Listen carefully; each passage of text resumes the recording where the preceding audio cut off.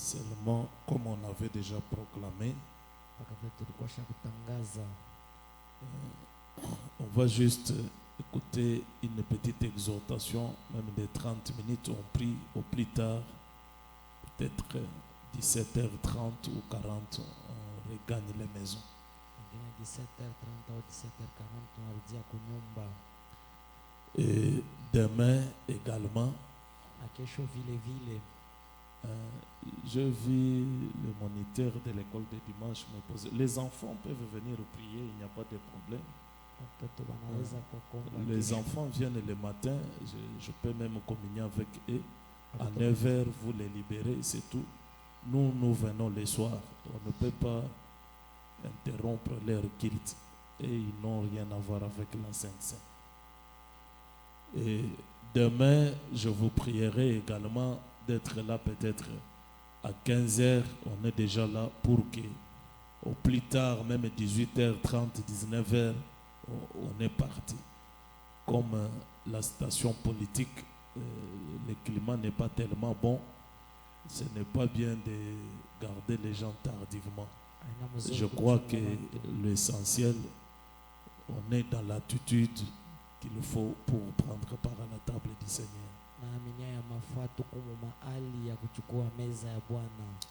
Nous allons chanter un cantique et on amène les révérends Aaron qui va nous parler.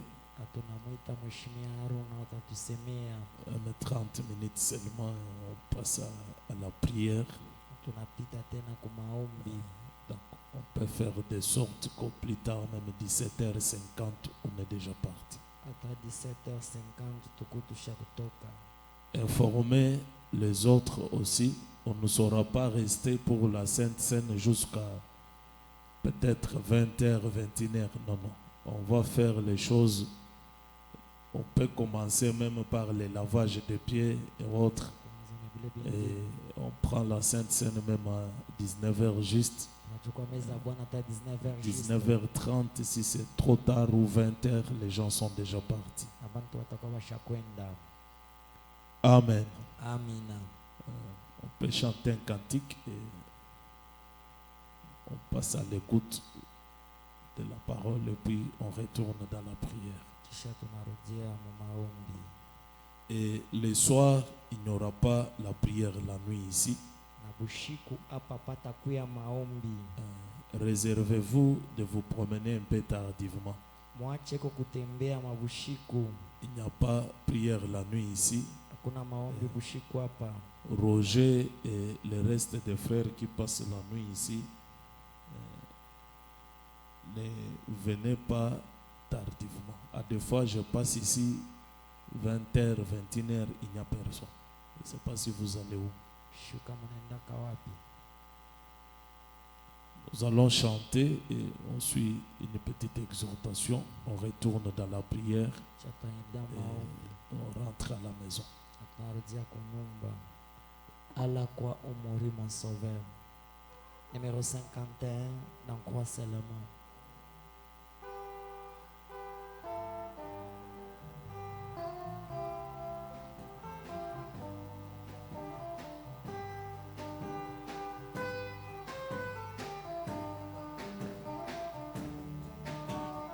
À la croix où mourit mon sauveur, j'ai crié pour être purifié.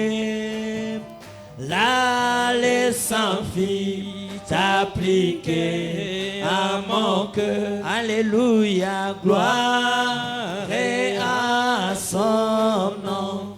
À Jésus la gloire, gloire et à son nom. Oh, alléluia, gloire et à son nom. L'agneau immolé là, le sang fit appliquer à mon cœur. Alléluia, gloire et à son nom. Je suis si merveilleusement sauvé.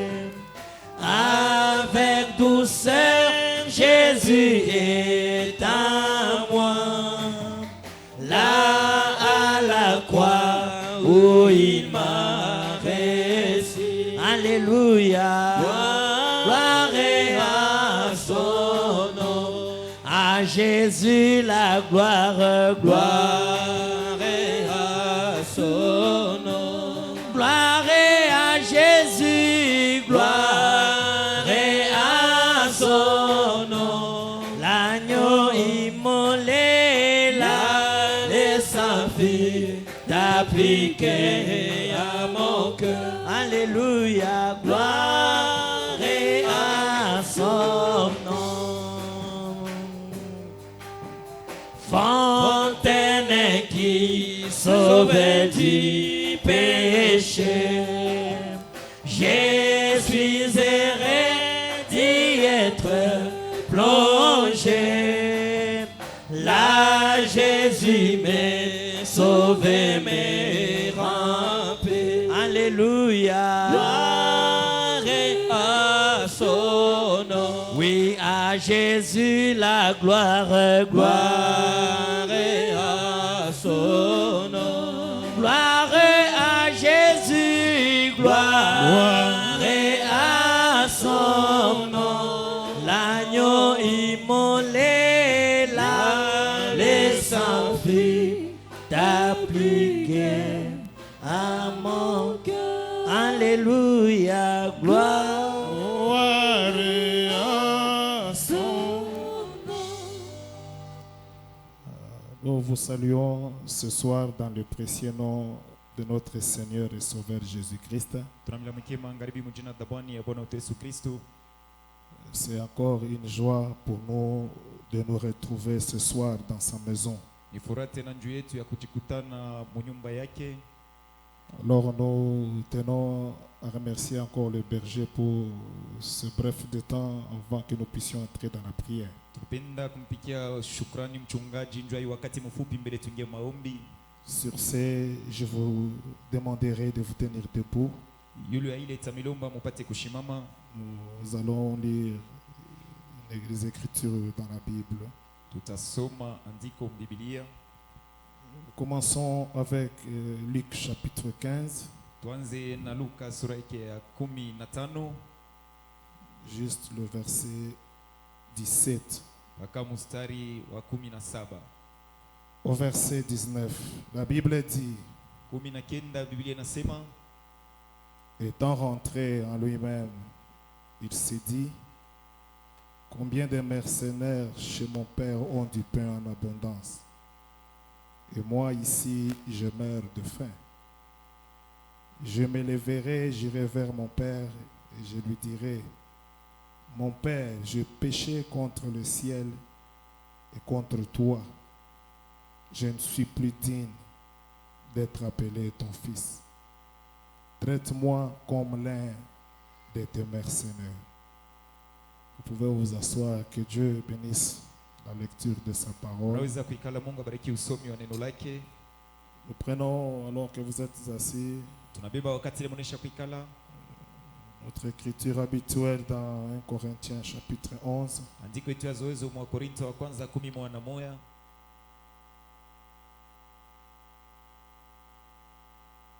Le verset 28 jusqu'au verset 29. C'est pour que chacun donc s'éprouve soi-même et qu'ainsi il mange du pain et boive de la coupe. Car celui qui mange et boit sans discerner le corps du Seigneur, il mange et boit un jugement contre lui-même. Nous vous saluons encore ce soir dans le glorieux nom de Jésus-Christ. Tunamlalamikia tena mjina dhamani ya Bwana Yesu Kristo. Nous allons juste parler un peu et puis prier. Tutasema tu kidogo na kuomba. Surtout qu'hier nous avions réellement été bénis. Zaidi vile jana tulibarikiwa kabisa. Le pasteur nous a donné un très bon message pour la prise de conscience. Pastor alitupatia ujumbe mzuri juu ya kubeba ile zamiri. Alors j'aimerais juste entrer dans ce qu'il avait dit hier et puis nous puissions prier. Napenda tu tupate kuingia mobile balisema jana na tupate kuomba. Nous étions bénis aussi avec les deux intervenants de mercredi et jeudi. tulibarikiwa na bahubiri bawili ba mukazi tatu na mukazi ine. Frère Branham nous disait, Tukoma alikuwa alors que anatuambia le serviteur Jeff était en train de nous prêcher ici, wakati ile mtumishi Jeff alikuwa anatuhubiri hapa, montrant qu'il faut avoir la révélation. mkuonesha kusema inapasha kuwa na ufunulo.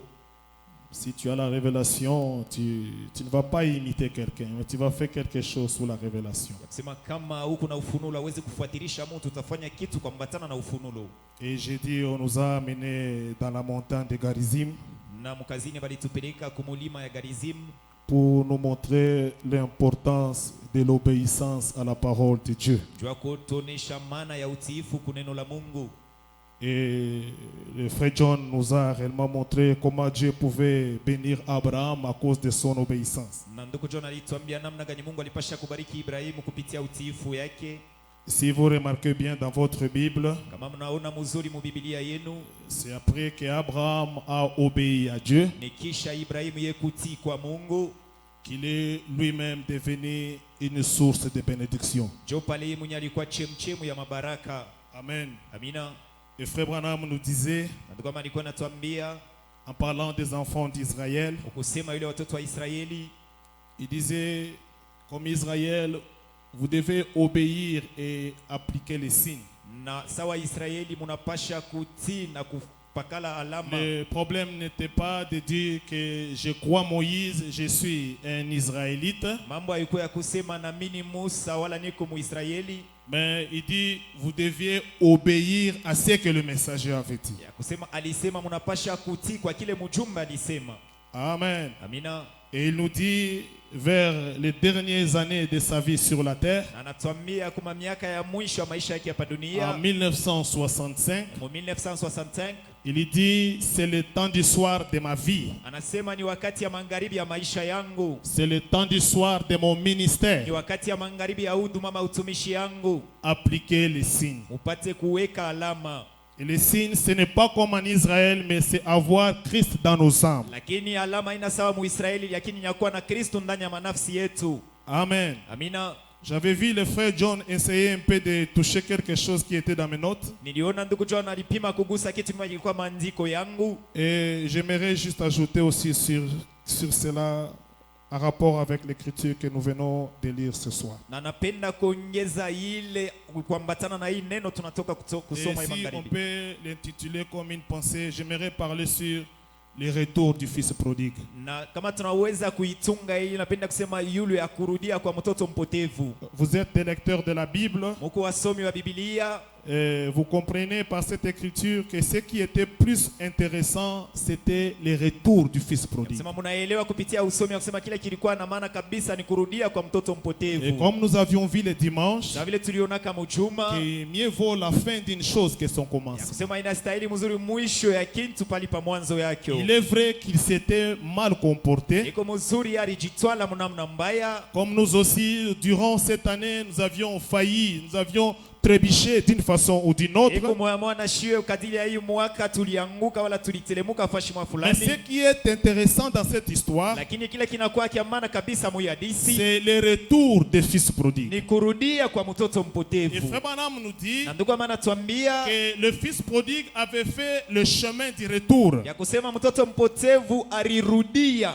Donc quelque part, il avait eu le discernement. ya kusema fashima fulani alipata ile ufafanuo Parce qu'il est rentré en lui-même. juu alirudia ndani yake Il a mwenyewe, compris que ça, ce n'est pas ma position. alielewa kusema yeye ina mshimamo yangu, Et la Bible dit, na Biblia il inasema a pris une décision pour dire, alibeba mpango juu ya kusema je vais aller vers mon père. mitenda kwa baba yangu. Combien de mercenaires chez mon père ont du pain en abondance? Bafanyakazi bangapi kwa baba yangu beko na chakula ya mingi, Et moi ici, je meurs de faim. na mimi hapa niko na kufa na njala. Amen. Amina. Je me lèverai, Mitashimama, j'irai vers mon père. mitenda kwa baba yangu, Je lui dirai, mitamwambia mon père, baba yangu, j'ai péché contre le ciel nilitenda dhambi kupingana na et mbingu contre toi. na kupingana na weye. Comme le disait le berger, Sasa vile anaweza kusema s'il mchungaji, y a arrangé quelque chose, kama kukuya kutengeneza ce kitu n'est pas kimoja, d'abord d'aller demander pardon à Dieu, haina mbele ya kwanza kwenda kulomba msamaha kwa bien Mungu, que ça fait partie de la repentance. hata vile hiyo inakuwa ni Mais kufutubu, il faut aller voir la personne avec qui tu as fait du mal. lakini napasha kwenda kwa mtu uliyofanyisha Tu bubaya, arranges avec lui. unatengeneza na ule Et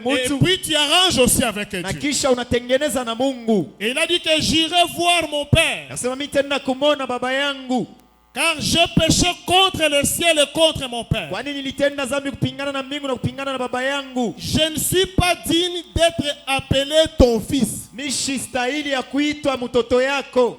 Amen. Amina. C'est un signe d'humilité. Inakuwa ni alama ya unyenyekevu. Tu te sens en réalité que tu n'es rien. Unajisikia kwa kweli kusema huna kitu, Et quand lui il se sentait qu'il n'est pas digne, na wakati alijisikia kusema mais sistahili, à cause de ce chemin de retour, lakini njuu ya kule kurudia il nyuma, a été considéré ce son père. yeye balimupatia bei kwa baba Je yake. ne suis pas digne d'être appelé ton fils. Mimi sistahili ya kuita mtoto yako, Traite-moi comme l'un de tes mercenaires. ya kusema unibebe sawa mmoja wa wafanyakazi wako. Comme nous allons le voir demain, Sasa vile tutaiona kesho, peut-être à travers le berger, saa zingine kupitia mchungaji, quand Frère Branham parle du discerner le corps du Seigneur, wakati ndio kama sema kupasula mwili wa Bwana, nous le représentons sous forme du pain. tukunaimanisha mfano Mais mkate. en réalité, ça représente le corps de Jésus-Christ. Ukweli inaimanisha mwili ya Yesu Kristo. Comme on nous avait montré, c'est juste un symbole. Sasa vile walituonesha kusema na kwa tu ni alama. Et Frère Branham, Na ndugu Branham, quand il lisait cette écriture de 1 Corinthiens 11, wakati anaanza kusoma andiko la Korinto wa kwanza 11, si vous lisez dans Discerner le corps du Seigneur, kama mnasoma mkugawanya mkate ya Bwana, il dit qu'il a pleuré. ya kusema alilia Et les larmes sont tombées sur la Bible. na machozi ilianguka pa Biblia, Quand il a compris l'importance du corps du Seigneur. wakati alielewa maana ya mwili ya Bwana. Et j'aimerais vous dire ce soir Anapenda kuniambia que magharibi, le corps du Seigneur, ya kusema mwili ya Bwana c'est la parole de Dieu. ni neno la Mungu. Amen. Amina. Le corps du Seigneur, Mwili ya Bwana c'est ton frère, c'est ta sœur. ni dada yako, ni ndugu yako. Voilà pourquoi la Bible dit, Tazameni John, Biblia comment inasema tu diras que tu aimes Dieu que tu ne vois pas, namna gani utasema unapenda Mungu ambaye hauoni, alors que tu es en train d'haïr quelqu'un que tu es en train de voir. wakati leo kunachukia ule mtu kunaona na macho. Et si vous lisez bien Luc chapitre 15, Na kama mnasoma mzuri Luka, alors que le fils prodigue voulait aller voir le père, pale mtoto mpotevu alipenda kwenda kona baba yake, sa plus grande préoccupation, mambo yake yale yalikuwa yanamgusa c'était kabisa, qu'il puisse avoir encore la communion avec son père. ilikuwa ni apate kupata ushiriki tena na baba yake. Amen. Amina. Parce que la communion était déjà brisée. Kwani ushiriki walikuwa nisha Et kuivunja. quand on parle de la Na communion, wakati wanasema ile ushiriki, c'est un intérêt en commun. inakuwa ni faida ya umoja. Voilà pourquoi Jésus disait, Tazameni John, Yesu alikuwa que anasema faites ceci en mémoire de ya moi. kusema mufanye hii muukumbusho Donc yangu. ça sera une preuve que tu es en communion avec moi. Itakuwa ni hakikisho ya kusema huko mushiriki na La mimi. communion, c'est un accord profond. Ushiriki inakuwa ni umoja wa muupano. On peut le voir à travers un couple. Tunaweza kuiona kupitia ndoa. Il doit y avoir une meilleure communion entre un mari et une femme. Kunapasha kuwa ushiriki mzuri katikati ya bibi na bwana. Et Frère Branham dit Na ndugu anasema que l'homme, ya kusema il bwana est comme la foi. eko sawa imani Et la femme, c'est comme les œuvres. na bibi anakuwa sawa matendo, Et il prêche un message na anahubiri ujumbe moya que la foi est nulle sans les œuvres. Les œuvres sont nulles sans la foi. si ya je ne m'abuse kusema matendo iko bule bila imani. Donc quand il y a la foi, Wakati ile uko on imani, doit le voir à travers les œuvres. tunapasha kuiona kupitia matendo. Et il dit c'est comme un mari et une femme. Anasema kusawa bibi na bwana. Amen. Amina. La communion, c'est partager des sentiments corrects avec la personne avec qui tu es. Ushiriki ni kugawanyana ile mania ya muusawa na mtu ule kunaye. C'est ce que Philippiens nous dit au chapitre 2, verset 10 jusqu'à 9. Joeli Filipia anatuambia kwa ile mstari, Et ayons les sentiments qui étaient en Jésus-Christ. anasema tupate kwa na mania ile ilikuwa ndani ya Yesu Kristo. Et quand vous lisez cette partie de la Bible, Na wakati mnasoma ile sehemu ya Biblia, vous remarquerez, il ne voulait pas se faire grand. utaona kusema sikupende kujifanya mtu mkubwa. Il s'est humilié Alijishusha jusqu'à la mort. kufika mpaka kulufu. Et il est allé même jusqu'à montrer cela par le lavage de pieds. Na alienda mkuonesha ile kupitia kunaushana kwa mikulu. Amen. Amina. Frère Branham dit dans ce message, Kama nasema ndani ya ile ujumbe la voie pourvue par Dieu pour traiter le péché. ya kusema njia yenye kutayarishiwa na Mungu ya kusambisha dhambi. Il dit ceci, que quand l'homme a perdu la communion, Anasema wakati mtu alipotesha ushiriki, au lieu de venir confesser lui-même ses torts, pali pakwa kukiri ye mwenyewe makosa yake, il a fui et il s'est caché. alikimbia na alifuchama. Amen. Amina. Hier, on nous a lu l'écriture sur la confession. Jana bali tusomea andiko ya Et kukiri. Frère Branham dit que quand l'homme a perdu la communion, Ndiko maana nasema wakati mtu alipotesha ushiriki, au lieu de venir confesser lui-même ses torts, pali paye kwa kukiri ye mwenyewe makosa yake, lui, il a trouvé qu'il fallait fuir et se cacher. yaliona kusema inapasha kukimbia na kujifuchamisha. Or, fuir et se cacher n'est pas une solution. Bali kukimbia na kujifuchamisha aila ina jibu. Tu peux te cacher devant les hommes, Unaweza kufuchama mbele ya batu, mais tu ne peux pas jamais te cacher devant Dieu. lakini hauwezi kama kujifuchamisha mbele ya Mungu. Et nous savons l'histoire de Ananias et Saphira. Na tunaiua hadithi ya Ananias na Safira. Quand ils pensaient que cacher était une solution, Wakati walijua kusema kufuchama ile jua ilikuwa jibu, ils sont morts. walikufa. Il y avait un prophète Kulikuwa kanabii qui moya a dit, pourquoi vous êtes en train de mentir Dieu? alimwambia, njoo nini mko na mulanda Mungu. Amen. Amina. Se cacher n'est pas la solution, Kujifuchamisha haina mais la jibu, solution c'est venir et confesser tes torts. lakini jibu ni kuya na kukiri makosa yako. Voilà pourquoi Paul nous a dit dans 1 Corinthiens 11 Tazameni njoo nini Paulo alituambia mwa Korinto wa kwanza, que chacun s'éprouve lui-même. ya kusema kila mmoja ajipime ye mwenyewe, Et quand tu vas t'éprouver, na wakati utajipima c'est alors que tu comprendras njo pale utaelewa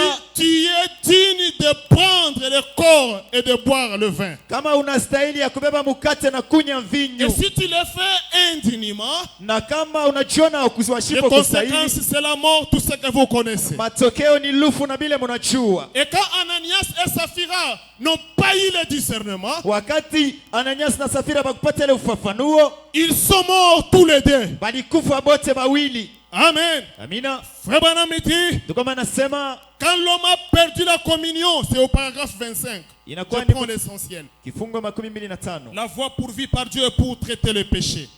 Il dit que quand l'homme a perdu la communion, Nasema wakati mtu alipotesha ushiriki, au lieu de venir confesser pali paye kuya kukiri lui-même ses torts, ye mwenyewe makosa yake, il a fui et il s'est caché. alikimbia na alijifuchamisha.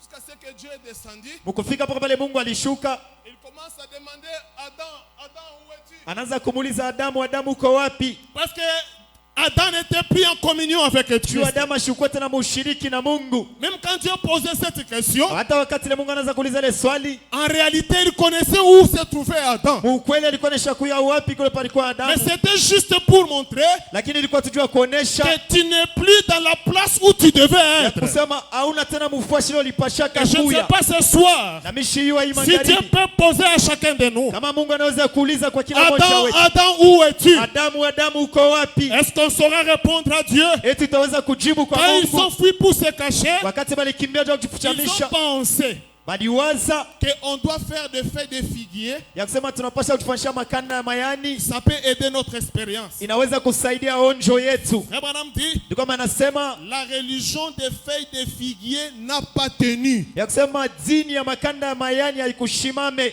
Amen. Amina. La religion qui était contraire à la parole ne peut pas tenir. Ya kusema ile dini ilikuwa kinyume na neno haikupashe kushimama. Alléluia.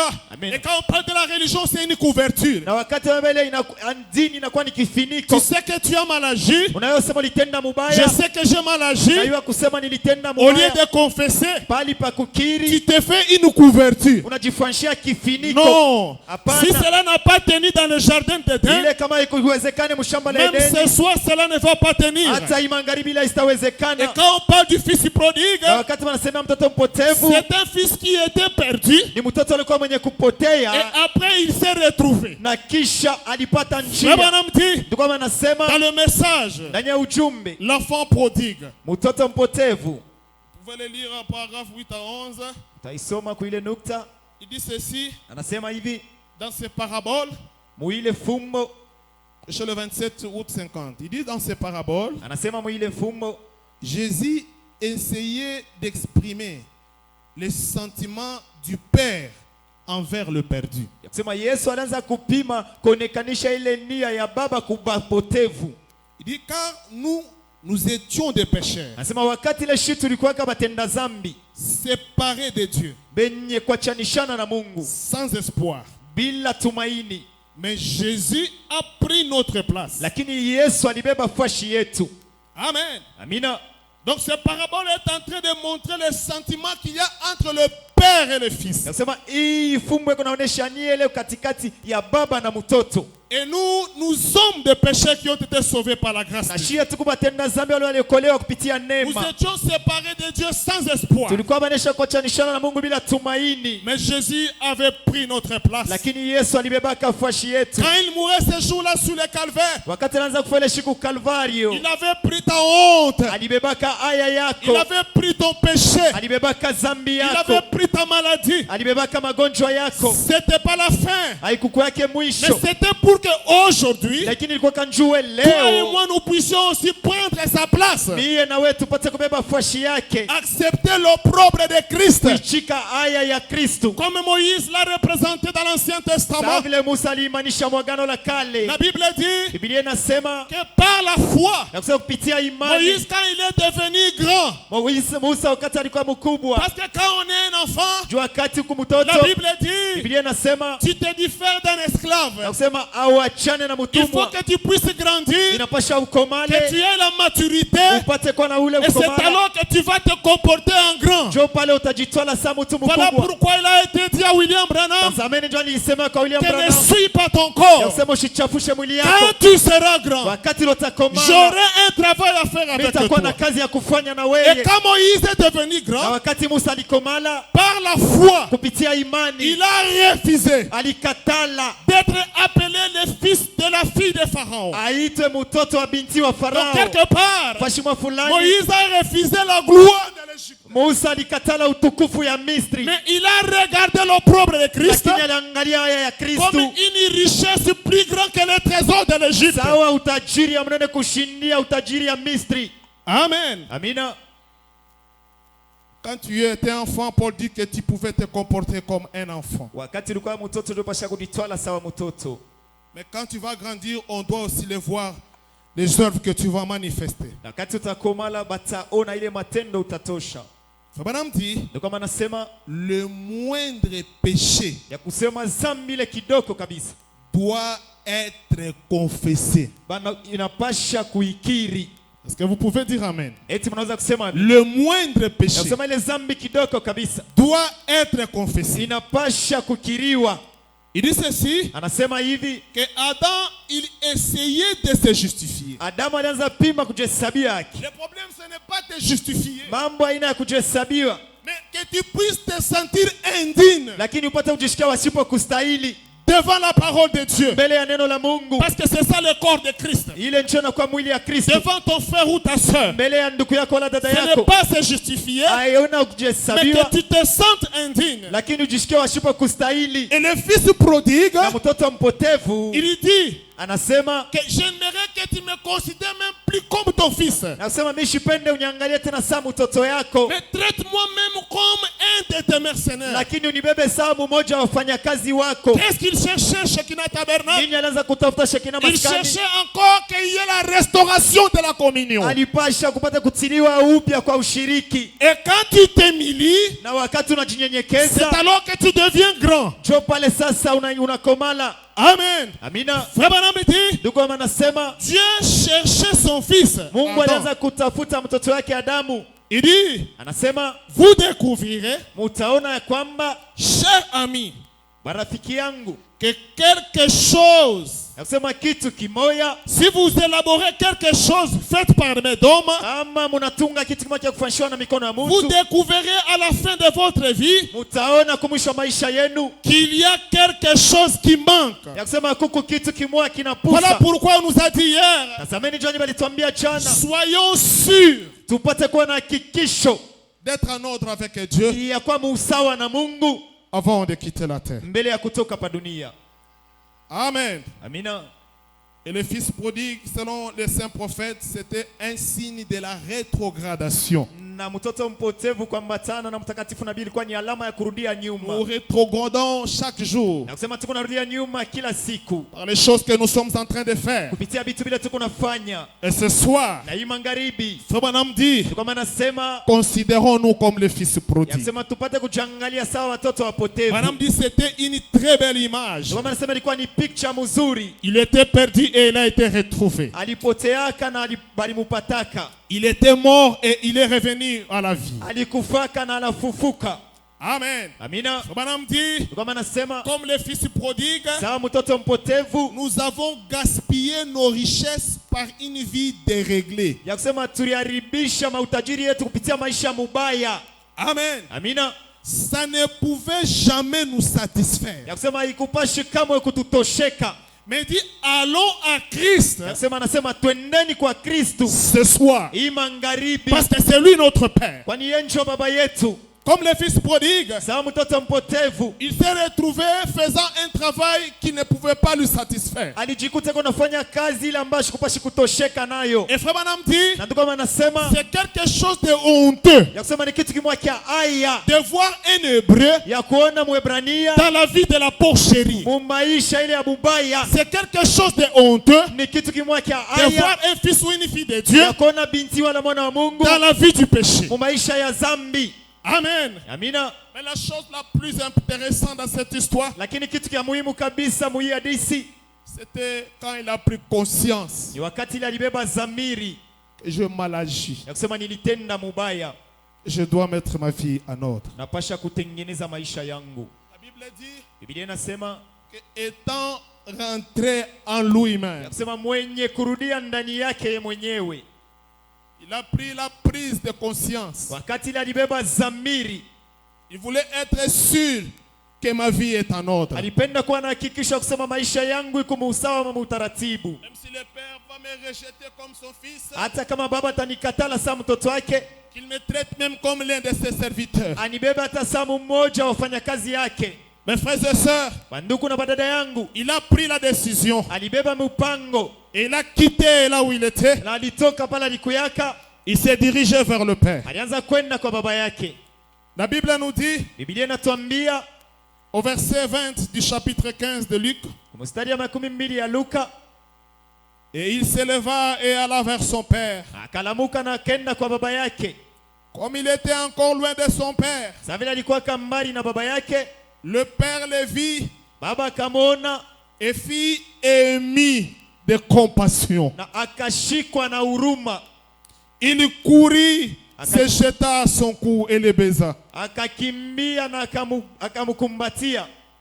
Le fils lui dit, mon Père, Mtoto akamwambia, baba yangu, j'ai péché contre les siennes et contre toi. nilitenda dhambi kupingana na mbingu na kupingana na weye.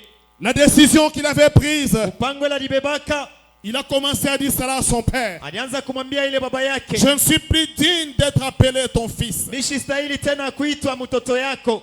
Alors qu'il se sentait indigne, Wakati alianza kujishikia washipo kustahili, la Bible dit, Biblia inasema le père dit à ses serviteurs, baba anaambia kwa wafanyakazi wake, apportez vite la plus belle robe mulete kwa haraka nkanjo ya mzuri kabisa et la revêtez. na mumuvwike, Mettez-lui un anneau au doigt mumupachie ile pete kukilole et des souliers aux pieds. na mumuvwike bilato kumikulu, Amenez un veau gras, mulete ule ngombe wa munene, tuez-les, mumuue, mangeons tukule et réjouissons-nous. na tufurahikieni, Car mon fils que voici était mort kwani mtoto wangu ule alikuwa kama mwenye et kufa il est revenu à la vie. anafufuka, Il était perdu alikuwa kama mwenye et kupotea il est retrouvé. na tunamupata. La Bible dit, Biblia inasema ils commencèrent à se réjouir. balianza kushangilia. Et le chemin de retour, Na njia ya kurudia Frère Branham dit, ni kwamba anasema c'est la repentance. ni kutubu. Quand un péché se repent, Wakati mtenda dhambi là au anatubu, ciel il y a la joie. kule kumbingu uko furaha. Même si quelqu'un va se moquer de moi, Hata kama mtu moi je atanichekelea, dois mettre ma vie en mimi ordre napasha kutengeneza maisha yangu afin d'être sûr juu nipate kuwa na hakikisho que je suis en ordre ya kusema niko avant muusawa de quitter la mbele ya terre. kutoka hapa Parce que dunia, nous ne savons pas juu hatuyue où et quand se terminera ce voyage.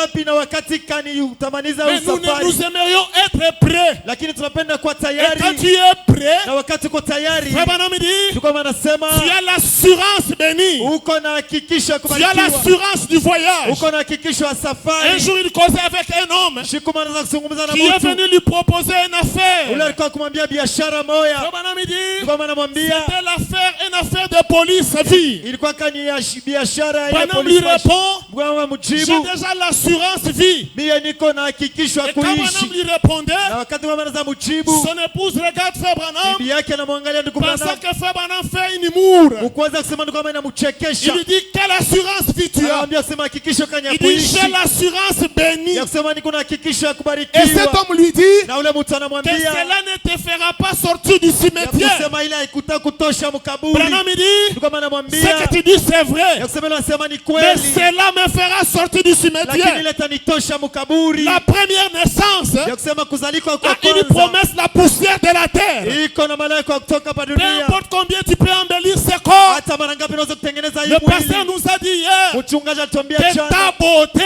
ya kusema mwenye ne kupanda peut jamais séduire la mort. rehema yako haiwezi kama Mais kutongoza la lufu, nouvelle naissance, lakini kuzalikwa c'est la kupya chose qui doit te faire sortir de la ni kitu kile terre. kitakutosha hapa Voilà dunia. pourquoi Frère Branham dit, Tazameni ndio kama nilikuwa moi nasema, Frère Branham, mie ndugu je ne Branham, m'intéresse pas où est-ce que vous allez m'enterrer. nishangalia wapi kule Ça mtanishika, m'importe peu. ila Mais je inyangalie, m'intéresse lakini naangalia comment je zaidi sortirai de la namna tombe. gani mitatoka Et mkaburi. quand le père a vu le fils, Na wakati baba aliona il mtoto est ému de compassion. alishikwa na huzuni. La mort a changé à la vie. Ile lufu unabadilika kwa uzima. Alléluia. Amen. Et la Bible nous dit Na Biblia inatuambia qu'un jour il y avait un fils unique ya kusema shikuma kulikuwa mwana qui upekee était mort. alikufaka, Et Jésus passait par ce na chemin. Yesu anza kupita mwile njia. Et quand Jésus a vu cette fille unique, Na wakati Yesu aliona ule mtoto mpekee, il fit ému de compassion. ya kusema alishikwa na ubuluma. Vous êtes des lecteurs de la Bible. Muko wasomi wa La Biblia. Bible dit, Biblia inasema Jésus a stoppé la mort. ya kusema Yesu alishimamisha lufu. Alléluia. Amen. Laisse-moi te dire ce soir, Acha nikwambia imangalizi selon Jérémie chapitre 1, kuambatana na Yeremia sura ya nous kwanza. sommes les fils chéris de Dieu Nasema, lui-même. tuko batoto bapendwa ba Mungu ye Et quand tu mwenyewe. peux te sentir indigne, Na wakati unaweza kushika washipa et que tu kustahili fais le chemin de retour, na unarudia le nyuma, chemin de la ile repentance, njia ya kutubu, la mort va être changée à la vie. lufu lutabadilika muuzima. Jésus sera ému de Yesu compassion atashikwa na et buluma il va stopper la na mort. atashimamisha Et lufu. quand il stoppe la Na mort, wakati anashimamisha lufu, qu'est-ce qu'il va faire? nini atafanya? Qu'est-ce qu'il va faire?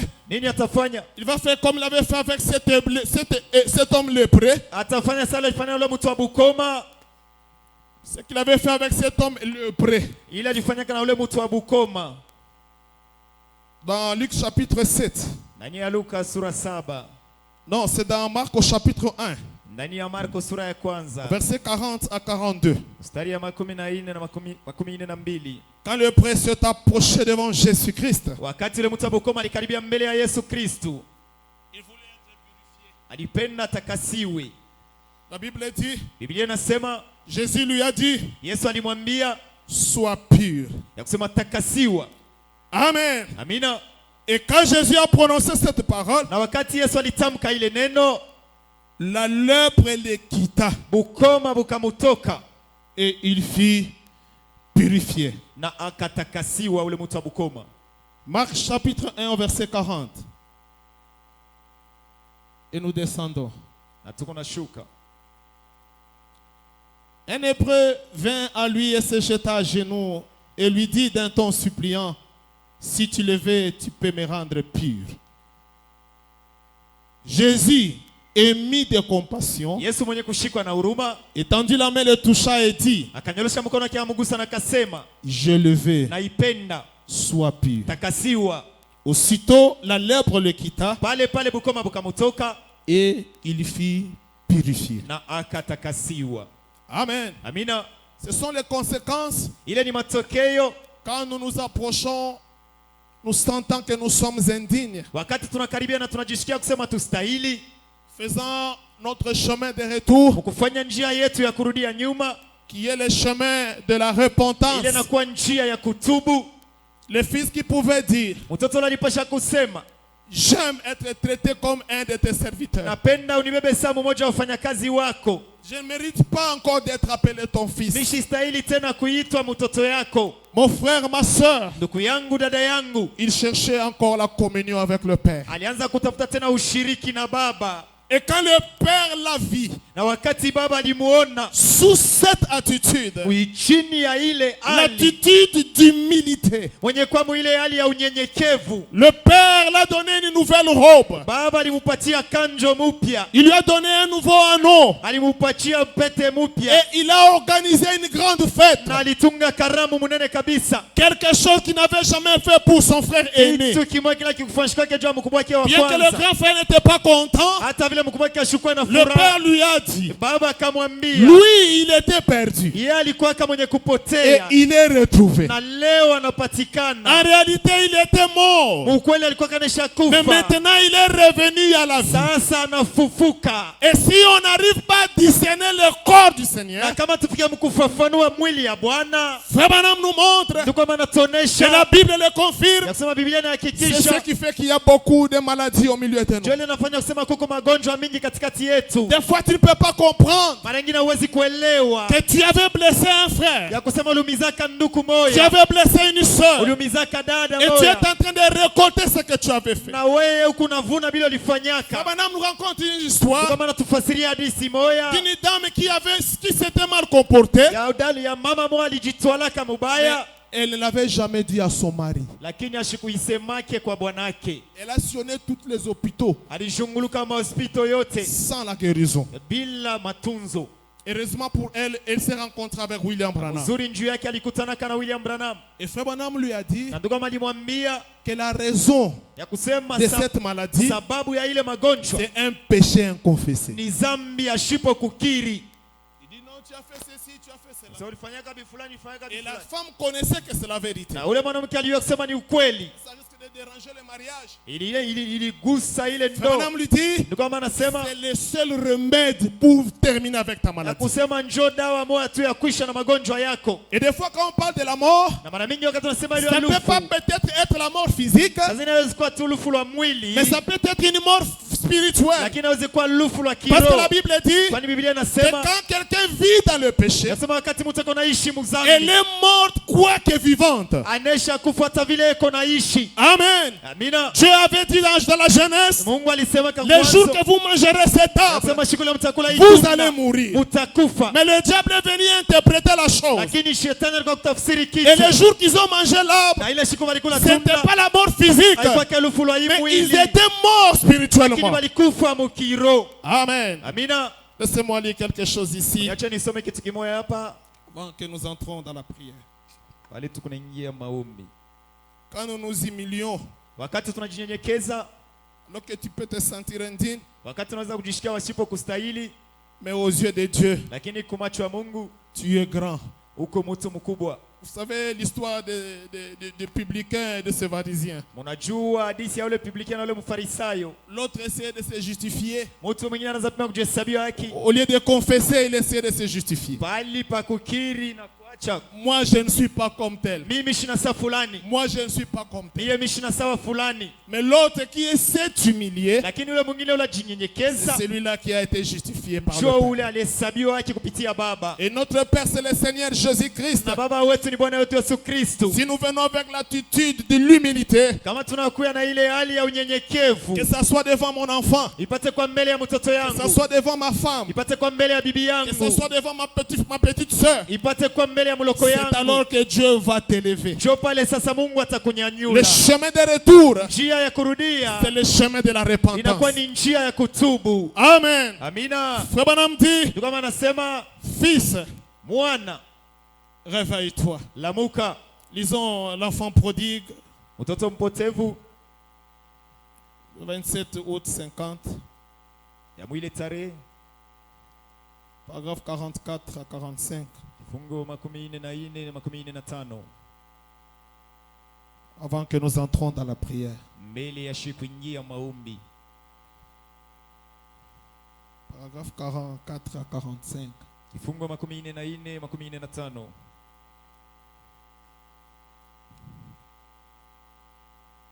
Je peux l'entendre dire, Nawezi kumushikia kusema, je me leverai. nitashimama, Le voici à rampant.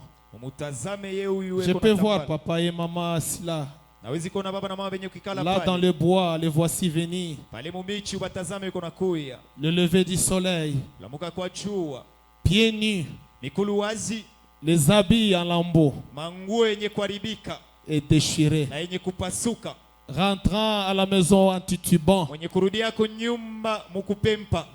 je peux entendre sa mère dire, le voilà venir papa. Na uwezi kushikia mama yake kusema mutazama na kuya baba. Je peux entendre papa dire, c'est mon fils. Na uweza kushikia baba yake kusema ni mtoto yangu. Je peux l'entendre dire, oh papa, Na uweza kumshikia kusema oh baba, je ne suis pas digne d'être appelé ton fils. mishi stahili ya kuitwa mtoto yako. Peut-être l'un de vos mercenaires. Saa zingine mmoja wa wafanyakazi wako. Mais je continuerai seulement. Lakini mitendelea tu. Le père et la mère se dirigèrent au portail. Baba na mama wanaweza kwenda kumulango. Peu importe ce qu'il avait fait. Hata ingawa bila alifanyaka. Peu importe ce qu'il avait fait. Hata ingawa bila alifanyaka. Il retourne maintenant à la maison. Anarudia sasa kunyumba. Il a couru. Alikimbia. Il a jeté ses bras autour de son fils et dit, alitupa mikono yake kumikono mtoto wake na alisema, allez tuer un veau gras. mwende mkauwe ngombe munene wa mafuta. Réjouissons-nous. Tufurahikieni. Mon fils que voici était mort. Mtoto wangu munaona alikufaka. Et il est de nouveau en vie. Na anarudia tena muuzima. Il était perdu. Alikuwa kama mwenye kupotea. Mais maintenant il est retrouvé. Sasa anaonekanika. Mettez-lui un anneau au doigt. Mumuweke lupete kukilole. Faites-lui porter des chaussures. Mumuvike bilato. Revêtez-le de la meilleure robe que vous avez à la maison. Mumuvike nkanjwa mzuri sana ile muna munyumba. C'est l'attitude du Père envers chaque pécheur. Ni hali ya baba kwa mtenda dhambi wote. Frère Branham dit Ndio kama anasema que Dieu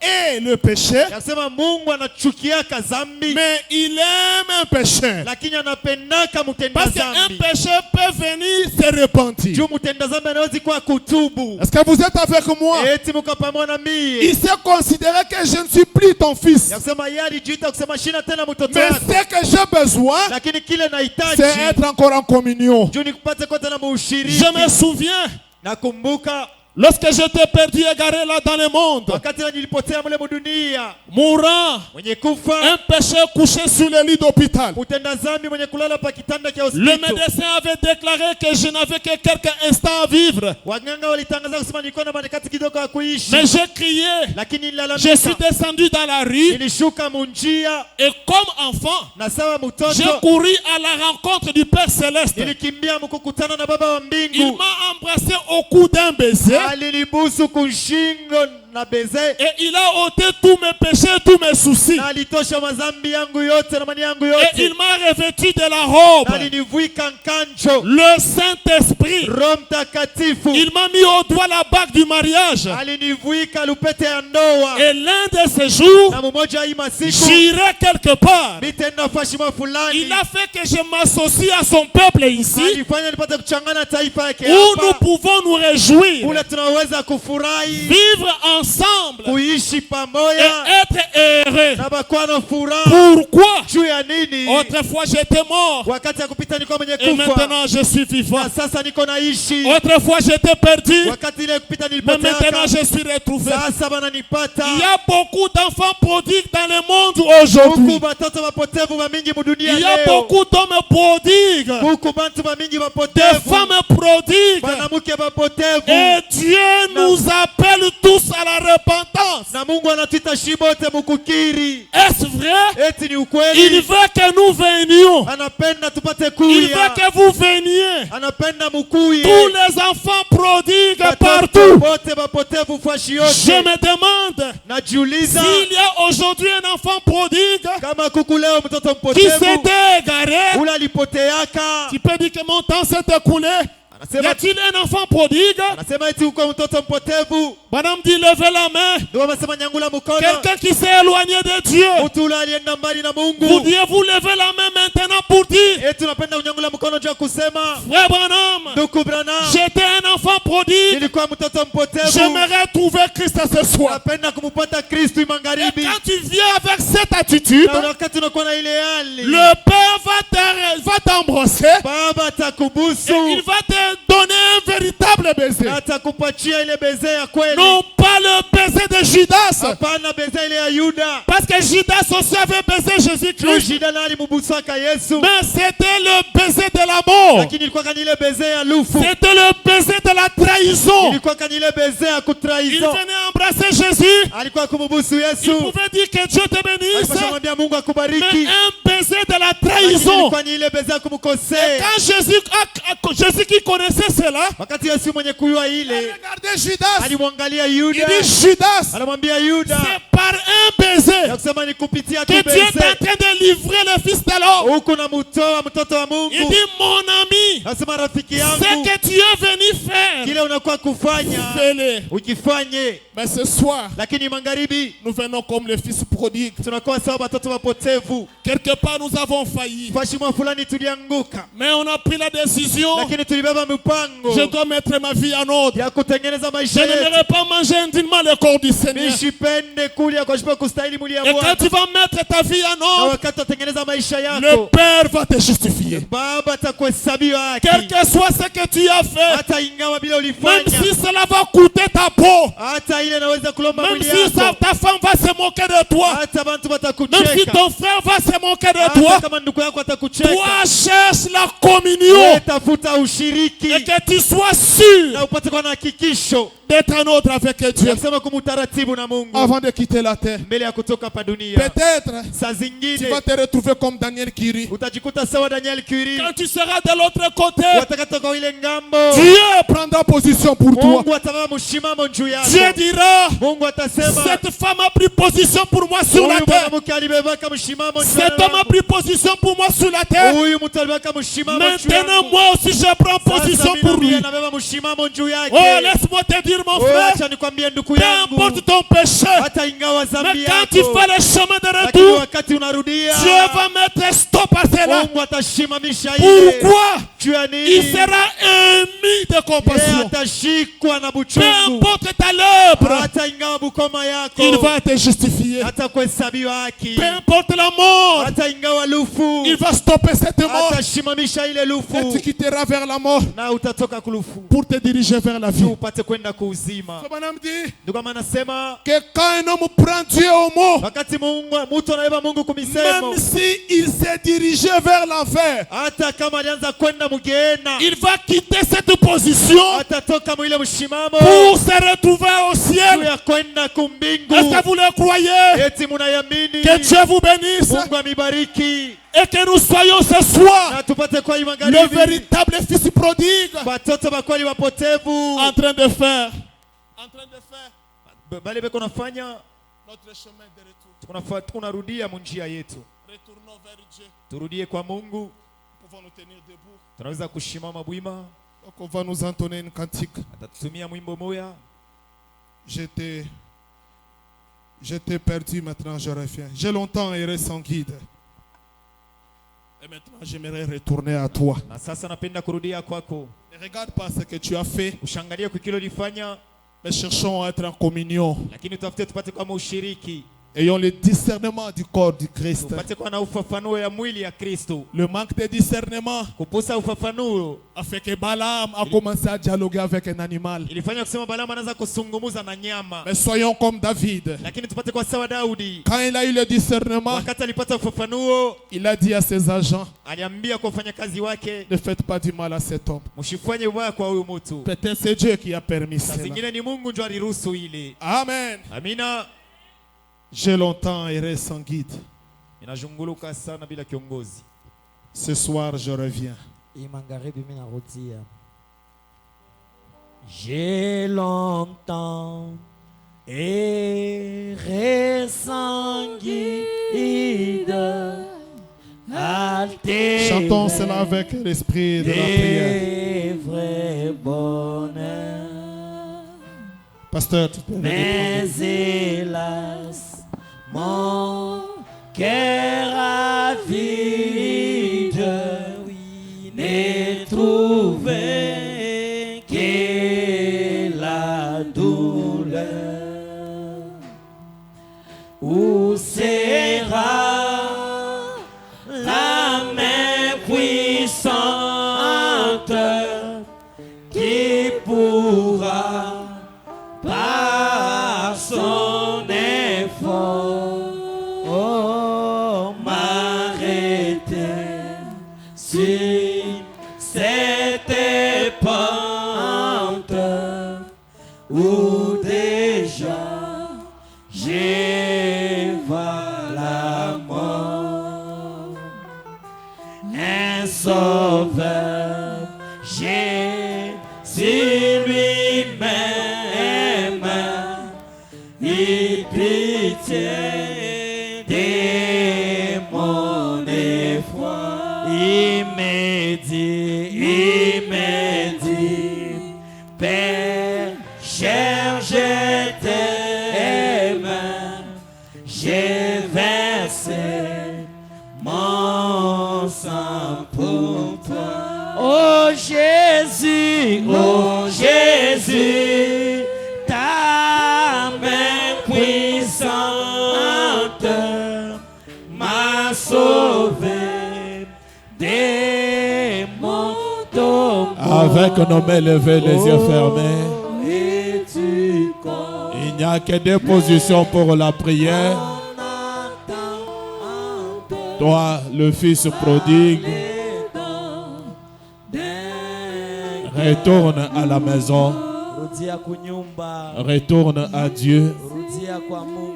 Ses mains sont largement ouvertes pour t'accueillir. Mikono yake isha kufunguliwa na bunenja Peu kupokea. importe ce que tu as fait, Hata ile ulifanya, rentre en toi-même urudia ndani yako mwenyewe. comme ce fils prodige. Saule mtoto mpotevu, Je me lèverai talamuka et j'irai vers mon Père. namtenda kwa baba yangu. Lève-toi Lamuka et viens vers ton Père ce soir. na kuya kwa baba kwe magharibi. Dis-lui, Seigneur, Umwambie Baba, aie pitié de moi. unishikirie buluma. Je péché contre toi. Nilitenda nzambi kwako, Pardonne-moi. unisamee. Jette mes manquements dans la mer d'oubli. Tupa makosefu yangu mubari ya kusaulika. Donne-moi la force pour le voyage. Unikaburie nguvu juu ya safari. Purifie mon âme, Seigneur. Takasa, safisha nafsi yangu Bwana. Jette tous mes péchés dans la mer d'oubli. Tupa manzambi yangu mubari ya kusaulika. Prions tous sur le Seigneur Jésus. Tuombe sisi yote Bwana Yesu Kristo.